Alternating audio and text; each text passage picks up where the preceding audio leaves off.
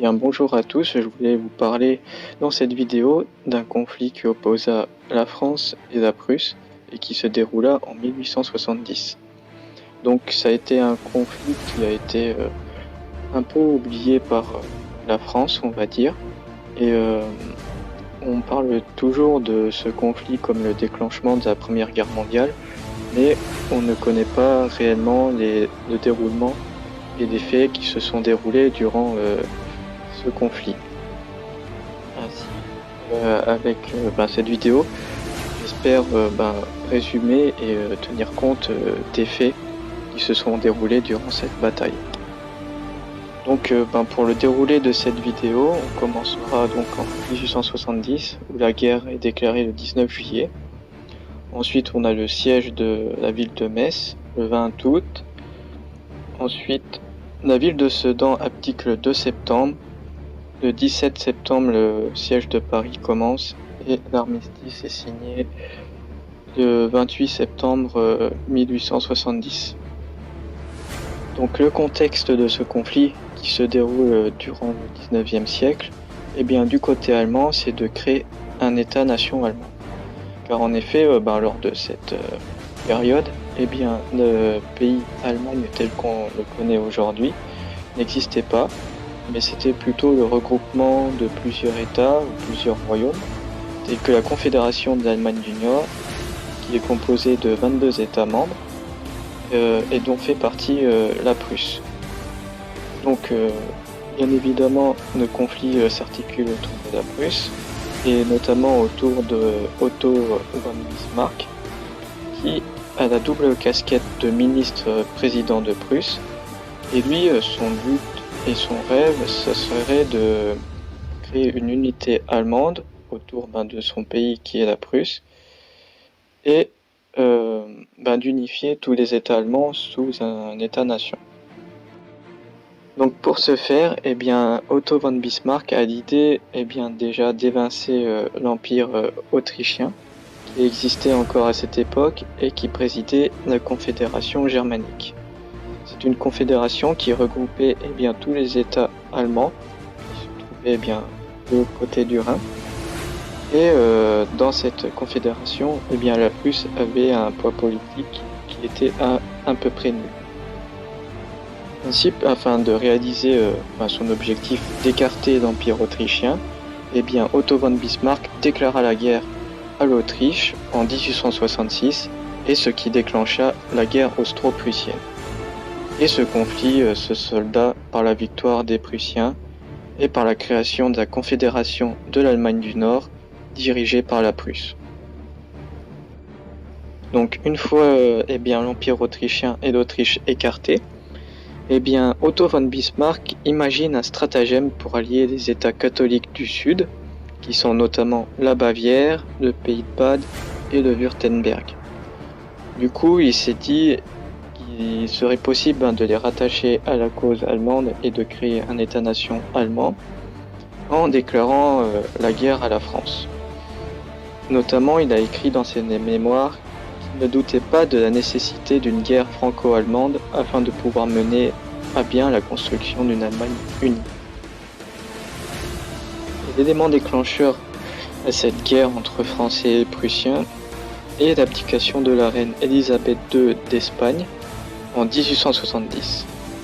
Ainsi, elle renonce à son trône, et en ayant son trône vacant, il y a plusieurs candidatures qui sont posées sur la table, notamment celle de Léopold de Hohenzollern-Sigmaringen, un cousin du roi catholique Guillaume Ier de Prusse, et notamment cette candidature est appuyée par Bismarck lui-même.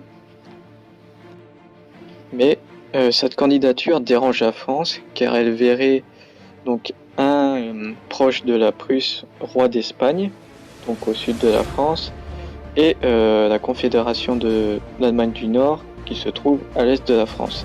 Ainsi, Napoléon III serait entouré d'ennemis, on va dire.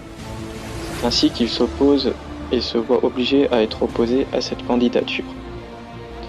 Ainsi, pour éviter un conflit avec la France, le roi de Prusse mit la pression sur son cousin pour qu'il retire sa candidature, ce qu'il fit.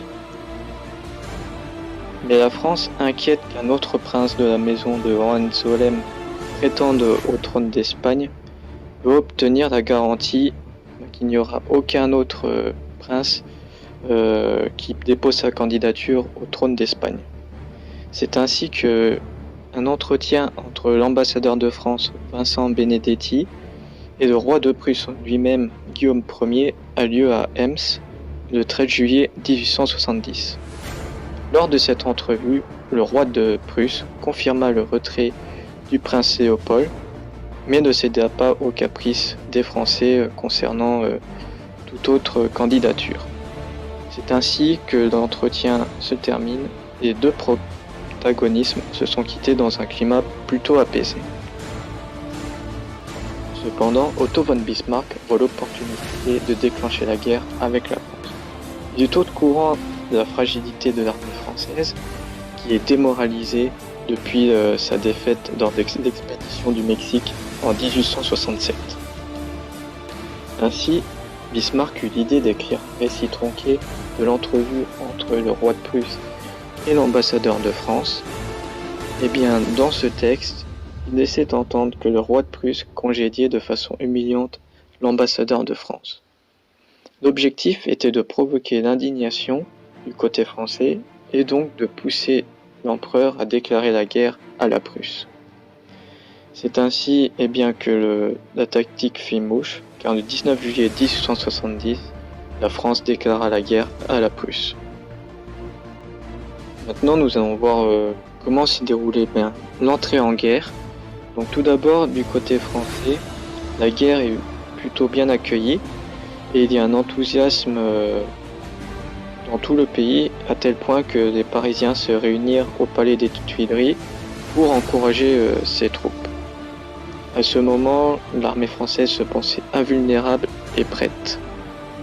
Cependant, la France a eu du mal à réunir une armée digne de ce nom et réunit à peine 300 000 soldats de métier.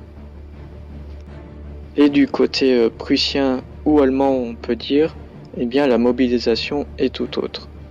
Donc en plus de la Confédération de l'Allemagne du Nord, le Royaume de Bavière, le Royaume de Wurtemberg, le Grand-Duché de Bade et le Grand-Duché de Hesse-Darmstadt entament le conflit.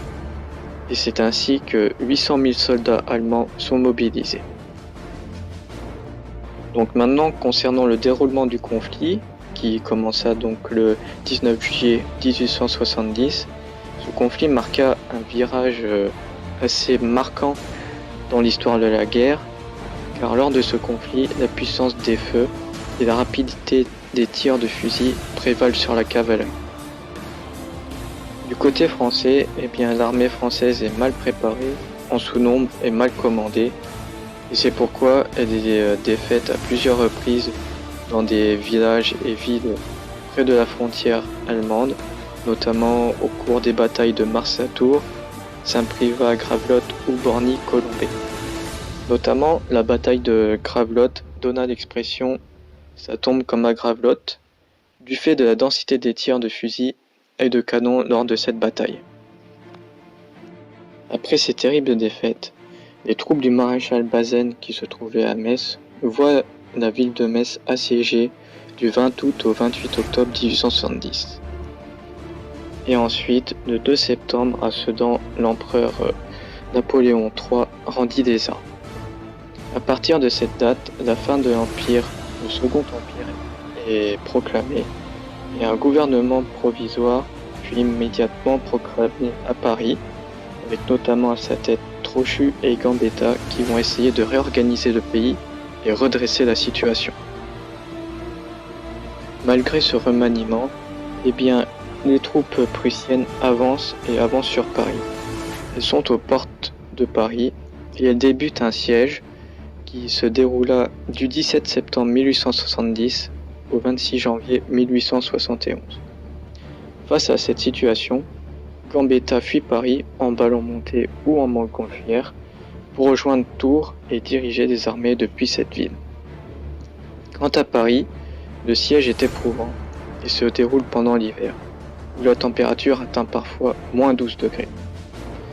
Le rationnement est de vigueur Par exemple, la viande et des produits de première nécessité deviennent rares et très chers. Par exemple, dans des restaurants de luxe, on sert des animaux assez exotiques, on va dire, car on abat les chevaux, les animaux de zoo, et on les sert dans ces restaurants. Et c'est dans ce climat que les Parisiens, fatigués par la faim, le froid, les bombardements et le rationnement, se soulèvent contre le gouvernement et réclament l'élection d'une commune. Des manifestations éclatent dans la ville et sont fortement réprimées par l'armée française.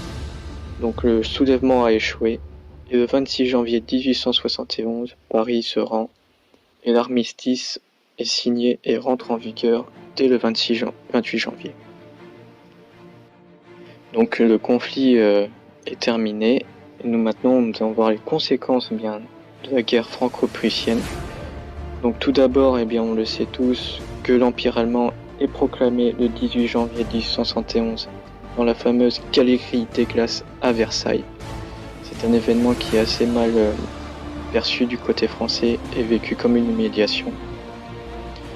Ensuite, nous avons le traité de Francfort, qui est signé le 10 mai 1871 et voit la France être amputée de l'Alsace-Moselle.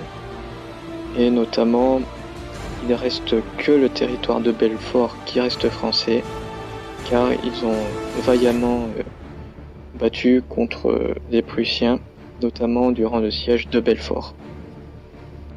D'un point de vue de la politique en France, c'est la chute du Second Empire et la proclamation de la Troisième République. À la suite de cette capitulation française, nous avons un soulèvement une nouvelle fois à Paris, qui a lieu notamment à Montmartre, où la commune de Paris est proclamée du 18 mars au 28 mai 1871, mais une nouvelle fois, elle est sauvagement réprimandée par l'armée, et notamment lors de la semaine sanglante du 21 au 28 mai 1871, nous avons pas moins de 30 000 victimes côté communard. Enfin, pour tirer un bilan sur le coût humain à cette bataille, nous avons 139 000 pertes du côté français et seulement 51 000 pertes du côté allemand. Et ce qui découle de tout ce conflit, c'est qu'il y a un fort ressentiment vers des Allemands du côté français, et c'est ce qui peut expliquer les prémices de la Première Guerre mondiale, où les enfants sont éduqués et élevés dans la haine de l'allemand et aussi à l'envie de récupérer des territoires perdus qui sont l'Alsace et la Moselle. Donc voici la fin de la vidéo, j'espère qu'elle vous a plu et qu'elle vous a instruit sur ce conflit assez méconnu de la plupart des Français, car elle a été oubliée. Et j'espère vous retrouver dans une prochaine vidéo.